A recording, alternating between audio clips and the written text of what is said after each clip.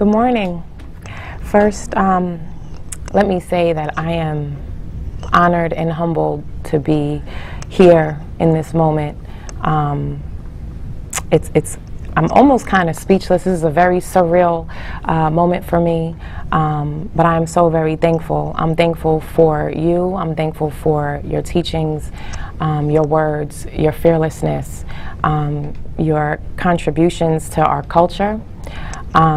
So with that said, I am humbled to be able to sit and have a very real, open, and honest conversation with you. Welcome, the Honorable Minister Louis Farrakhan. Thank you very much. I'm honored myself to be a part of your show. Thank you. And as we prayed before we entered this conversation, Yes. my prayer is also that the words of our mouth and the meditation of our hearts will be acceptable in the sight of God, because the minds of our listeners are sacred. And the only thing that the mind, human mind, should feed on is truth. So I pray that this will be 1 hour filled with truth and the power that the truth conveys. As I'm sure it will. So justice or else. We are getting ready to come up on the 20-year anniversary of the Million Man March, 10-10-15. And I'm curious as to what the or else means. Whenever God sends a prophet into the world to bring both guidance and warning, in the guidance and the warning is contained a threat. So when the wicked do not respond properly to the guidance that is given and the warning that is given to move away from the wrath of God, then the threat becomes their destruction. So as it was in the days of Noah, when the minds of the people were continually to do evil, Noah warned them. And the warning continued for almost 150 years. And the people went on with their lives.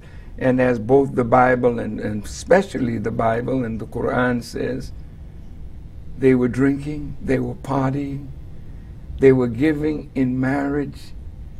They were doing those things that they were doing while they continued to do evil. So in that hour, the threat came to pass, and God killed them all, except those few that got in the ark. And so it was in this dual city of Sodom and Gomorrah that is a real city in Palestine.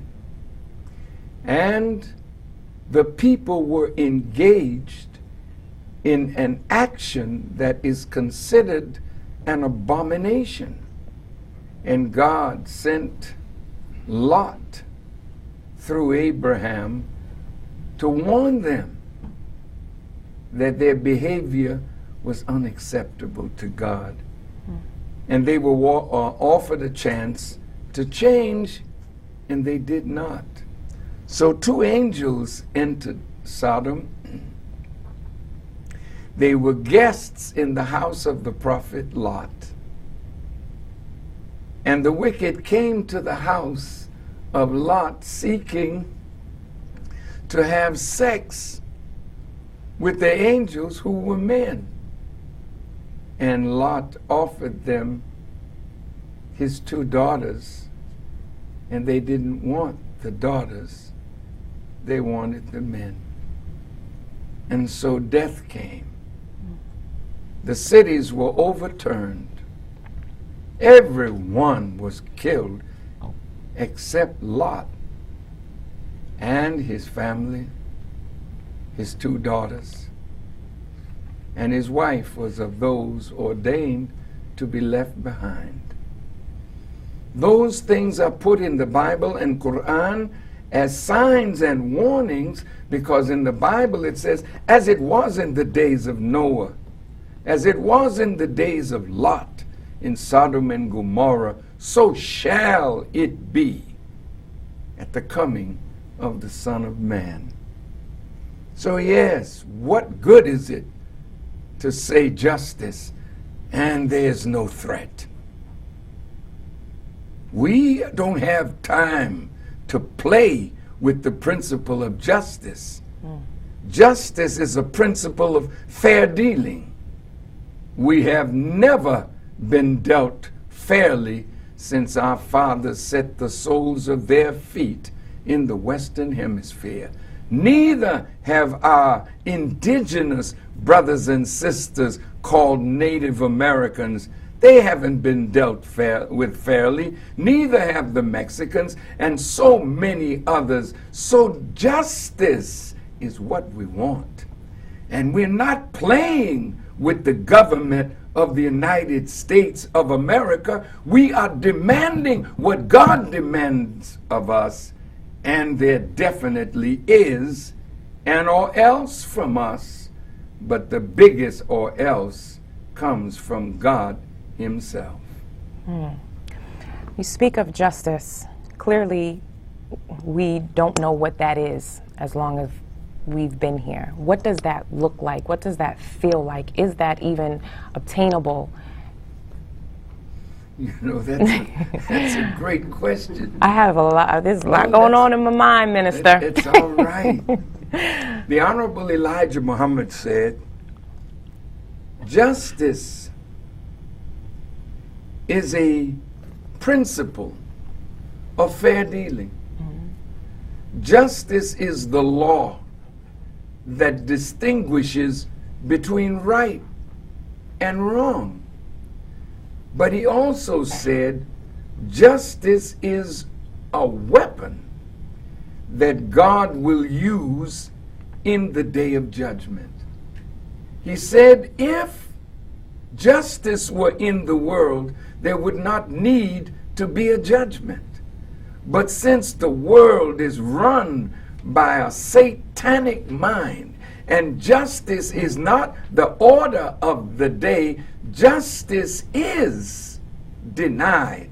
And as Martin Luther King said, the universal arc of justice, or the arc of the universe, bends toward justice.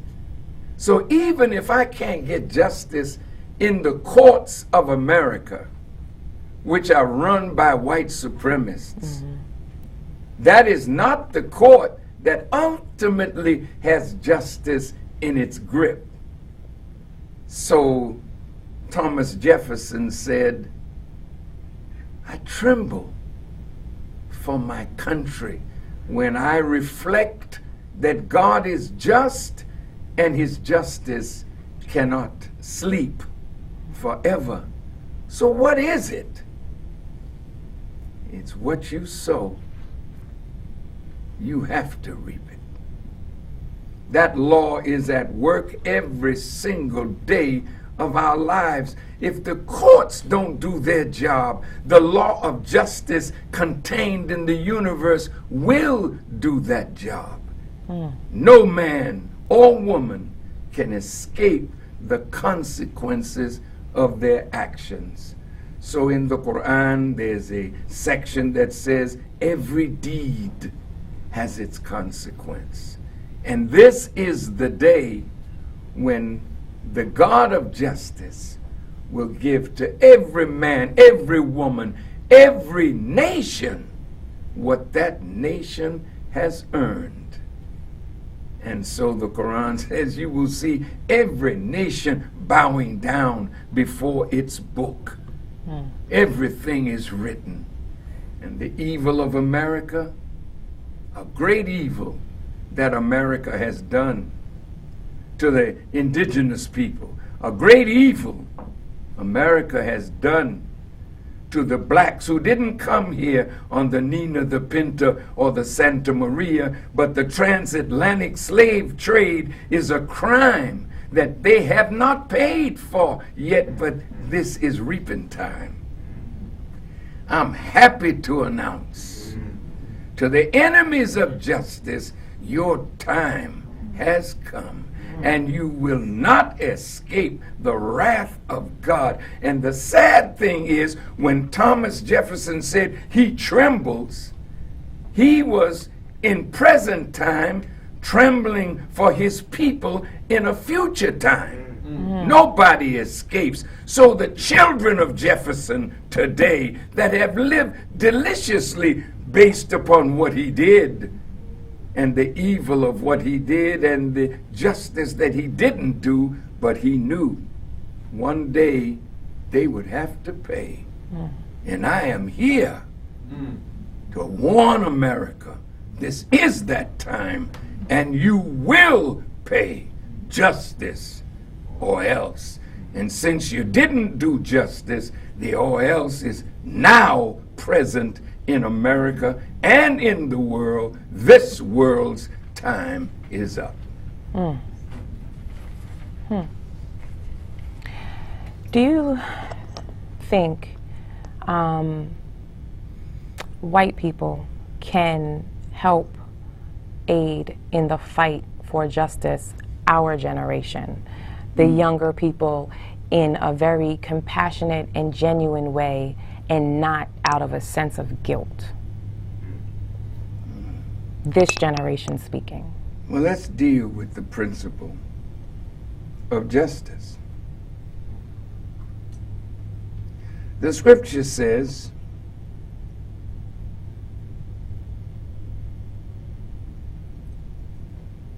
set up slaughter for the children.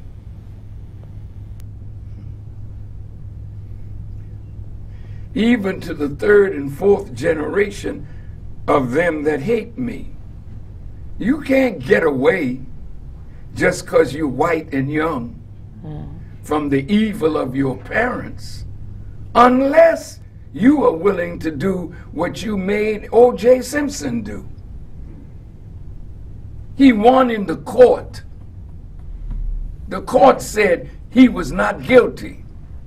But they went back in civil court and found him responsible.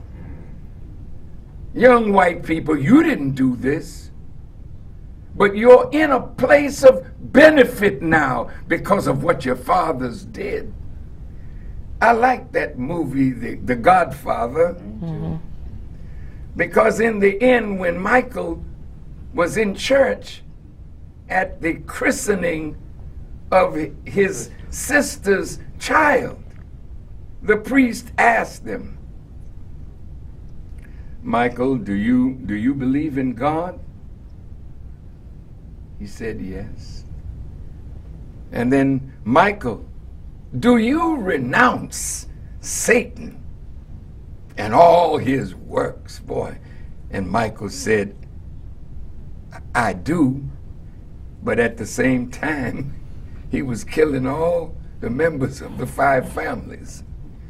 See, justice, you can't play with it. The hearts of black people want to include white people in the quest of justice. And that's your good heart. But white people now have to earn a pass. And the only way they can earn a pass from what their fathers have done is to accept the responsibility that they're in the good position that they're in because of what was done to us and to the native people of this hemisphere. So my question to you for them is, are you willing to accept responsibility and help in the cause of justice for those who have been deprived? That's your pass. But if you prove to be just like your fathers, then prepare slaughter for the children, for the evil of their fathers, even to the 4th and 3rd and 4th generation of them that hate me. Nobody gets a pass today except by the mercy of God. Not you, not I, not your mother, not your father. Everybody has to give an account for how you lived your life. So today, whatever you put out, expect it back. This is the time of judgment and justice. And I thank God for such a horrible hour for the wicked, but a great hour for those of us who have suffered at their hands. You've lived through so many decades and you've been fighting for justice, and you've been fighting for the equality of black, brown people. Did you ever think that we would still be here? Some people feel, and you know, I talked to my father, and he's just like, oh, you don't know what it's like, you know, you young kids got it good, and it's almost like this sense of it is a thing of a past. But for me and my generation, I feel like we're still dealing with it in a very real way. Does it feel different for you because you were there fighting and you're here now fighting? How were we fighting? We were fighting for simple things. Not really for justice. To be accepted by the white man in his places of business, where we were rejected. We couldn't be buried in a cemetery with them. We couldn't go to a toilet that said white, you know. But we wanted to change that. That's not justice. That's simple dignity of a fellow human being. That's not justice. And we had to die to integrate a toilet. We had to die to integrate a lunch counter. We had to kneel down and pray. That's not justice. We never got justice. Even the simple dignity of spending our money with our former slave masters and their children broke us, not them. Integration never helped us, it helped them, because our consumer dollars went more to them than to ourselves. When your father was growing up, if he grew up in the South, we had to spend our money with ourselves because white folk didn't want our dollars in their stores. Boy, that's something. So we had our own black baseball teams. You may not remember, but your dad does. We had our own little things. All of a sudden, Jackie Robinson. Do you think the white man really wanted Jackie, except that Jackie would bring black people to the white ballpark and they would be wealthy while black people got a little bit of money with an elastic band on it from white people? That they give you money and take it right back because you don't know how to use your wealth? Because you've never been taught? No, we wasn't fighting for justice. We wanted to be close to our former slave masters. We wanted to be accepted by them. And so when it looked like they accepted us with this hypocritical trick of integration, we end up right where we are right now, still crying out for justice. You said it yourself. You didn't know what justice was. Justice ain't going to a toilet with a white man. Justice is not going to school sitting with white children. Justice is getting the knowledge that will allow you to provide for yourself. They never wanted you to have that kind of knowledge. So here we are. But the fight is coming to an end. We're in the championship rounds now. and we will win. Real justice comes from God, because a white man don't have it in him to give it. In terms of police brutality, a report, I just read an article earlier this week that said that the races that are most likely to be killed by police officers are, of course, African Americans and Native Americans at a larger rate because they make up smaller of the population. How important is it to make sure that we are unified between the Black community, the Native American community, and the Latino community as well in this fight?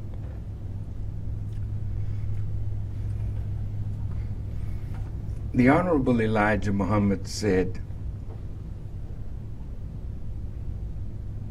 our unity is more powerful than the acquisition of a hydrogen or atomic bomb. We've waded in, prayed in, cried in, crawled in. We've marched, we've sat down and done things that remove dignity from us just to be accepted.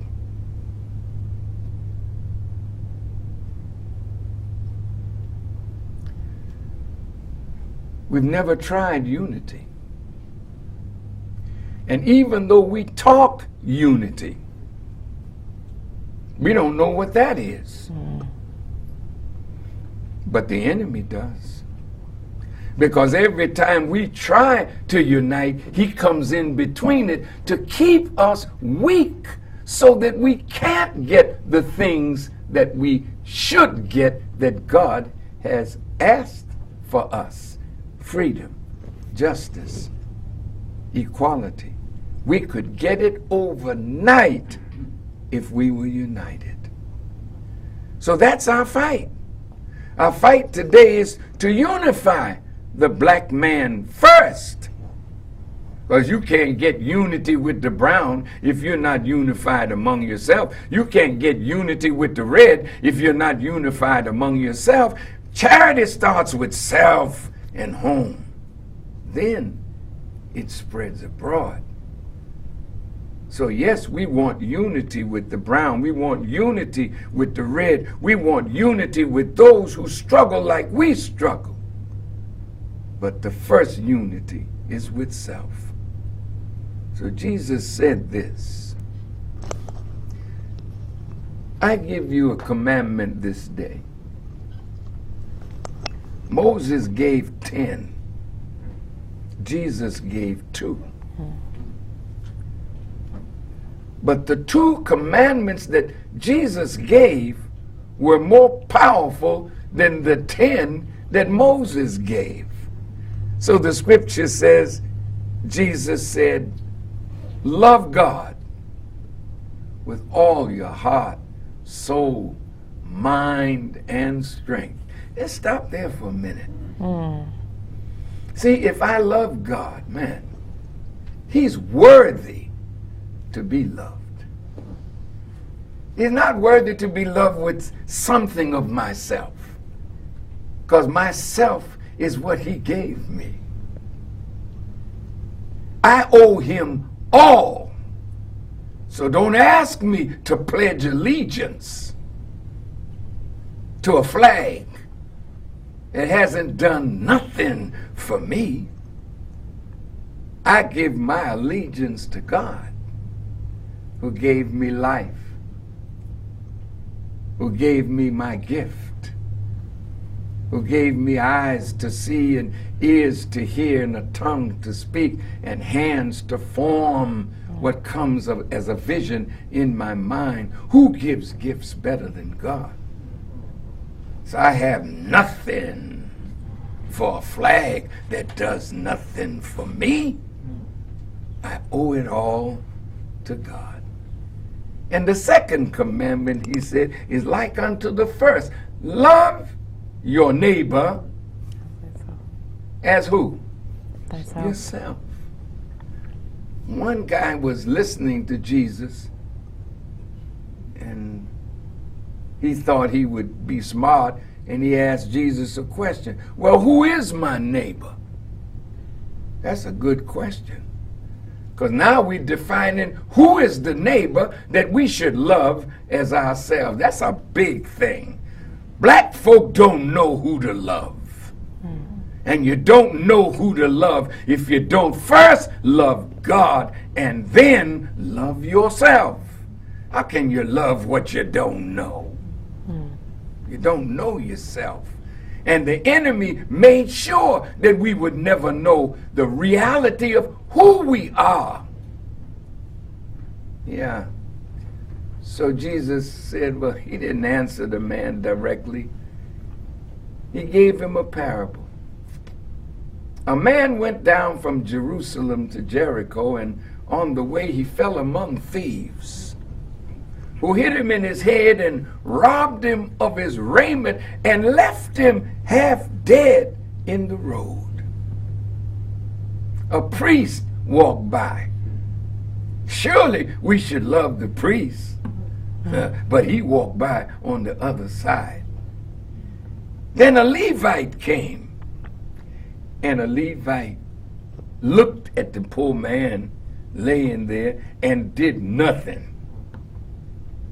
Well, the priest wasn't neighborly.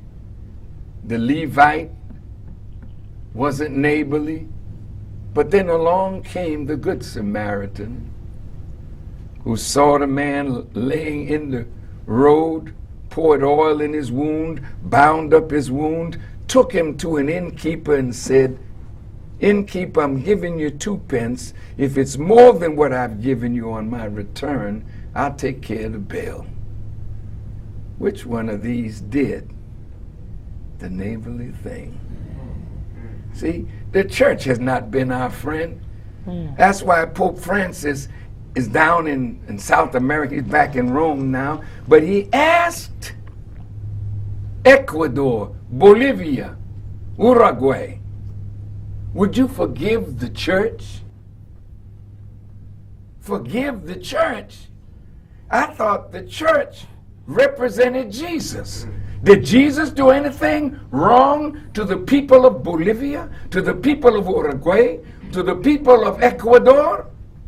Jesus is not guilty, but the church is guilty of the slaughter of the indigenous people of this hemisphere. So the Pope asked for forgiveness. But they haven't done the neighborly thing. White America, you've been neighborly to us?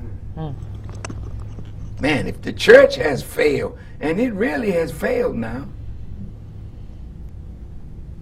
So God comes out of the shadows to help us come up out of this condition.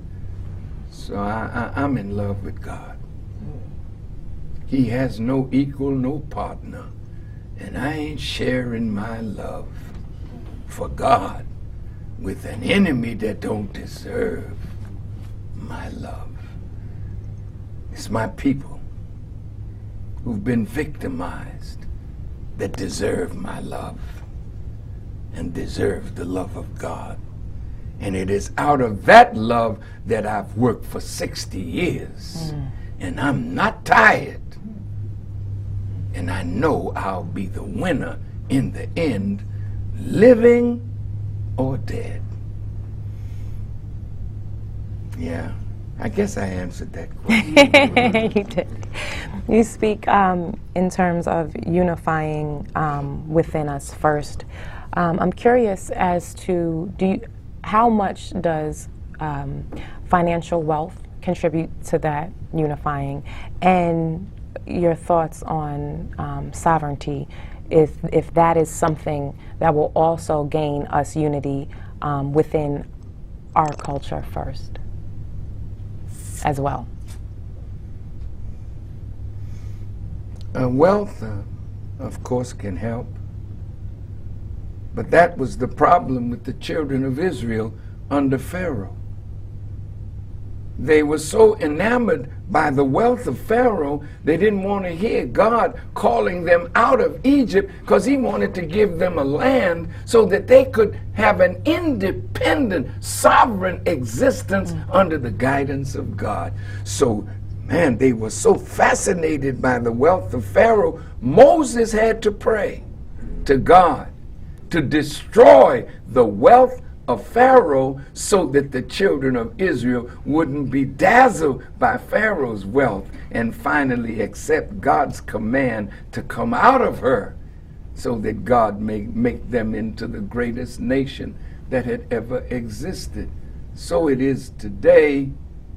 We're fascinated by America's wealth, the bling bling, if you will.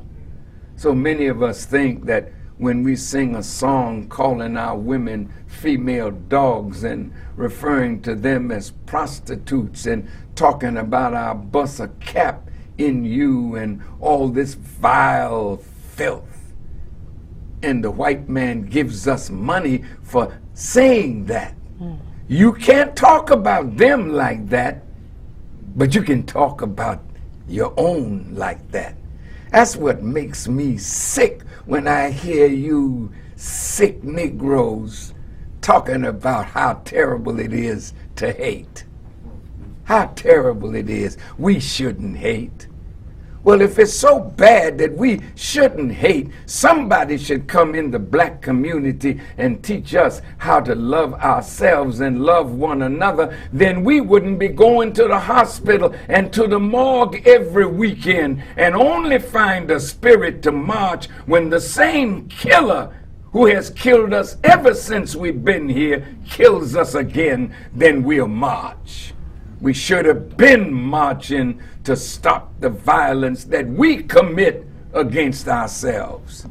So the real question is, if hate is bad, then tell the white man, come into the black community and teach us like Martin taught us to love you. You ought to come in and stop the acts of violence that you do. And somebody got to turn that nonviolence around and teach us nonviolent love toward each other. Look how easy it is for our beloved people to forgive the white man. Kill 9 people. And how easy it was for us to say, I forgive. But that's the way we are. That's the way we've been taught and made. But the question that white folk gotta ask, is the God of justice gonna forgive?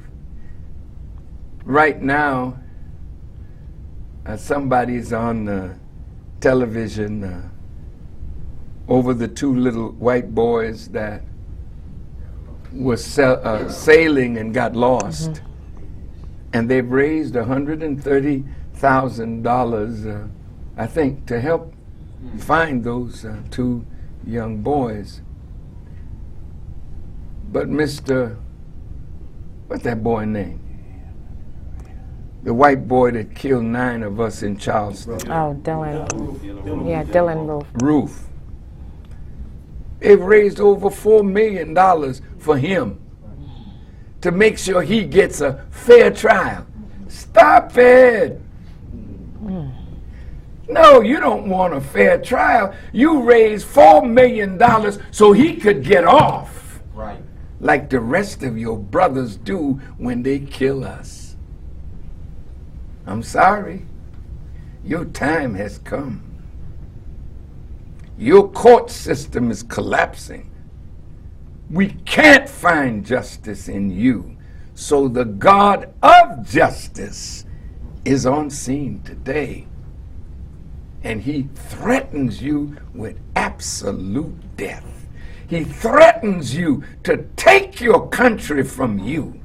It's written in your Bible. Go read it. He takes the kingdom from whom he pleases, and he gives it to whom he pleases. Well, I hope we recognize that it pleases him that we have some of this earth that we can call our own. Now, white folks, you'll have a chance to give us what we demand, and I'm sure you'll act by us like you do by everything you give us. You find a way to take it back. Right. You promised us 40 acres and a mule. We haven't got that yet. You passed the 13th, 14th, and 15th Amendments. You haven't enforced none of them. You passed the voting rights bill, and we were so happy because we could vote now. And then the Supreme Court reversed it recently, the protection clause of it. What do we have that you gave us that you didn't find a way in the skill of deceitful language to take it back? We can't trust your words. We trust the God and the will of God in His word. Justice is coming. Oh, the Bible calls it in a great and dreadful day of the Lord. Great for the righteous, but dreadful for the wicked. That's the time we've arrived at. So we're going to get some sovereignty. We're going to get some land because that's what God has promised. Yes. I think I answered that. I hope I did. Good. Riches and sovereignty, right? Yes. Yes. As a woman, as a mother, speaking, with my sisters, how can we help? What is required of us? Ooh, that's so big. Our women are the key. A nation is taken down through the woman, and a nation goes up through the woman. You mean everything to our struggle. And the sad thing about when a conquering army comes to a nation to fight for whatever that nation has in terms of land or mineral wealth, when the conquering army conquers the army of that nation, they have conquered the men of that nation, and the prize to the conqueror is the woman. They have access to the material wealth of that country. They have access to the real wealth of that country, which is the woman. The Honorable Elijah Muhammad said, your woman is like your field through which you produce your future. Any farmer that produces a crop, he works to destroy the enemies of that crop. You are our earth. And from you, every good thing that we've ever produced came from you. And the sad thing about it, when you love your black man and you marry him, because in him you find someone that you are attracted to, that you believe will be a good man for you, only to find, as time goes on, he's not all that you thought he should be. And nature has put in you a demand. And nature has put in us a demand on you. Your demand has to be met before our demand from you can be met. The Quran, in the 4th chapter, the 1st verse says, keep your duty to Allah as it ought to be kept. Wow. Allah, who created you from a single essence, and He created your mate of the same, and He put in you a demand that you make on each other. Your nature demands something from a man, and a man's nature demands something from you. You cannot expect the woman to give you what you demand if you, in the first place, don't give her what her nature demands. Her nature demands a man to maintain, to uplift, to help, to guide, to be a provider for and a protector of. That's her nature. And what you get from her in return for being a man is what God put in every woman. The consolation, the care, the love that makes a man willing to go out and work the field or fight the enemy to come back home. To be loved, to be nurtured again by the brilliant mind of a woman that was not just created for pleasure, but she's your second self. And in her is the same thing that's in you from God. And so when you get married, sometimes you have your first child in your husband. That's very disappointing to hear. But Elijah Muhammad set up a class. He knew we were not the men that we could be. Every man out there is capable of satisfying the woman that married him. But she has to know now how to help him to be the great man that he's born to be. And so our women have a double job on themselves. They have to rear the children that come from a marriage, but they also have to help that man to be what they hoped he would be. And that's where we run out of knowledge. And that's why men run from women today into the arms of another man. Oh, it's sad. I'm sorry. I don't mean to hurt the feelings of our brothers and sisters who are listening. I love you all, and I know that no man playing a woman can be a woman. And no woman playing a man can be a man. When the real thing comes along, you have to take your seat. And that's why the world is so upset, because the men are broken. We are broken. And you already have been the booty of the conqueror. We couldn't tell the conqueror, you can't sleep with my woman. In the South, the sheriff could come to the house of a beautiful child of a black man and woman and tell the man, send your daughter out to me.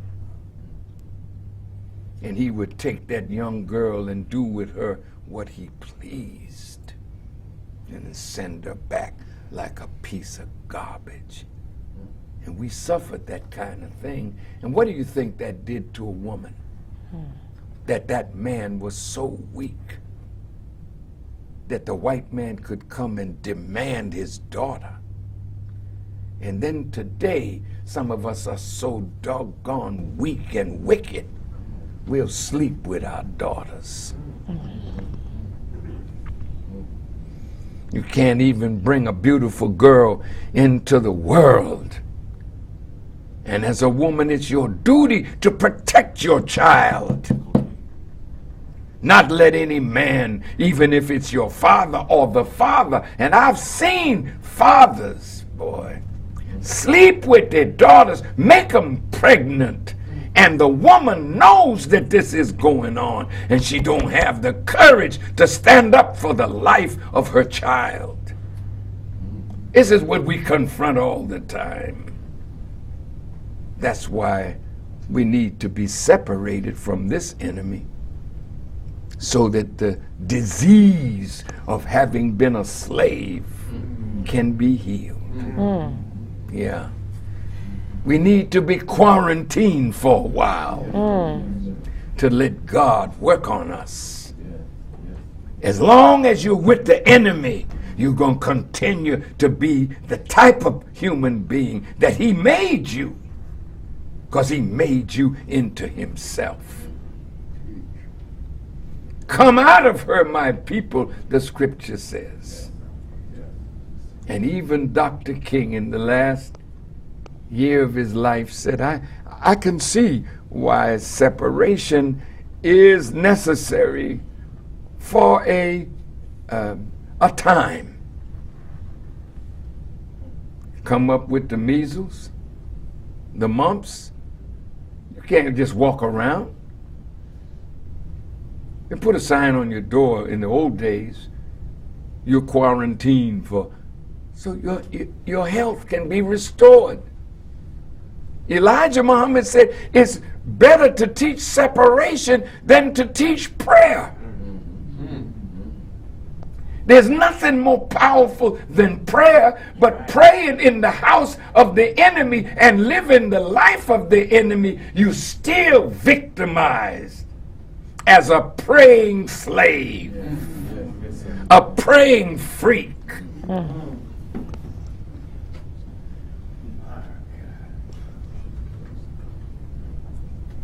So we can continue to pray, because prayer is the greatest force to restrain us from the doing of evil. But as long as you stay in the cesspool that made you sick, all your prayers will never make you righteous. We got to leave him and go into a land of our own where we can be healed and cleansed and made whole again, that God may use us for his glory. You know, excuse me, my dear sister Monet. Yes. You know, I'm full. And the passion that I have is a part of my being at this time, because we're getting closer and closer to a time, and there's no turning back. America is under divine judgment, and so are we. So we can't play around with the truth. We can't use sweet words when it demands straight talk. And who will speak today? A cowardly Muslim that says, I represent the prophet? You're a liar. If you represented the prophet, you would be sending out a warning to a government as low down as the government in which you find refuge for yourself.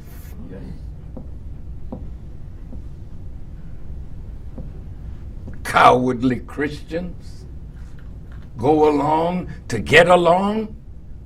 Pastors that are weak. Our children in the street dying, and you in the church with the saved, you in the mosque with the so-called saved, when the problem is in the streets. Yes, sir. That's where Jesus was. Yes. That's where Muhammad was. He wasn't in the mosque praying all the time. The man was out there teaching people, transforming their lives. That's the work of Jesus, not being in a safe place. We got a lot of work to do, my sister. And I'm honored to be on this show with you as we're coming close to the end of our time together. But I heard the beauty of your prayer as you prayed. You prayed for yourself and you prayed for me, that this would be a meaningful hour of discourse, dialogue. And I hope that I have satisfied your questions, and maybe you have one or two more before our time ends. I do. I do. What does your day look like? Like, I'm just curious, like what happens when you wake up in the morning? What are you doing throughout the course of your day? Do you watch television? Do you get to have a moment where you're in your backyard and you have a quiet time? Are you reading books? Like, what does that day look like? an average day? I really don't spend a lot of time reading books. Most of them are 90% false and 10% truth. I don't have time to sift through madness. I read the creation of my God.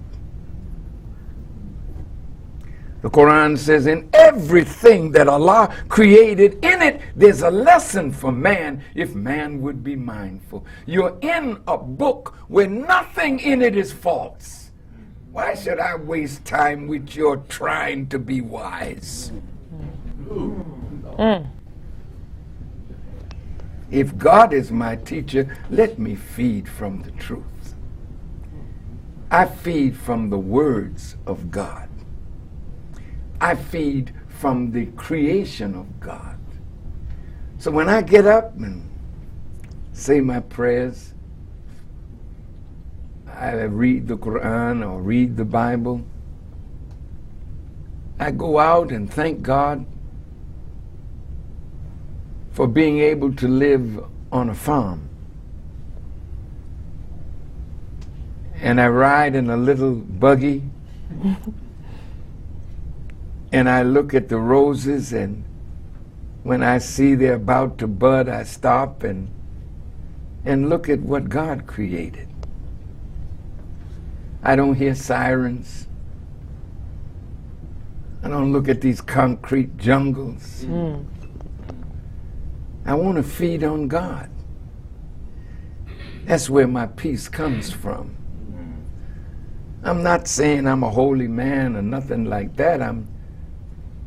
I just feel good being enveloped by what God has created. What does my day look like? Ask those around me. I was told a lot of work. And what is my work? See, my work is teaching. I've been taught by a master. I didn't graduate from college. I finished my 3rd year, and my little girlfriend got pregnant, and I didn't want to stay for the 4th year because I wanted to be a man. She's pregnant, I had to take care of her, and whatever that offspring was that she would bring into this world, so I left my college. She wanted me to continue. My mother wanted me to continue. But I always wanted to be a man. I'm not the type of man that let a woman do for me, except what she's required to do in a marriage relationship. When I was a little boy and I had a girlfriend, she couldn't spend her money. And sometimes she had more than me. But when all my money was done that I spent for both of us to have an ice cream from the ice cream parlor or some little thing that we would do, I would not let her spend her money on me, because a real man don't let a woman take care of him. Can no woman love a man that she's taken care of? You become her child. Her voice is stronger than yours in the house, so don't even try to boss her around, because she the boss, and she knows it even if she don't say it. This bum, he don't have a job. Mister, you ain't never lie. I ain't never lied. Listen, I'm so glad it's coming from you. But my sister, this is real. Yeah. That's the kind of man I wanted to be. I told my wife when we were just girl and boyfriend, I don't ever want no man coming to my house taking my furniture. So I wouldn't buy it if I couldn't afford it. I saved my money, and when I could afford it, I bought it because I know it was mine. I wasn't paying on time, and if I missed it, you gonna come and get it? I bought a car one time, and I missed 3 payments because it was hard times. And the white man said he was coming to get it. I went right in his office. I said, I'm not going to let you take advantage of a hard time that I have. I'm not a thief. I will pay you. But if you come to get that car, I'll burn the car to the ground. No, I'm not joking. Wow. I told him I'll kill you. He knew I wasn't playing. See, crazy niggas are the ones that they don't bother too much.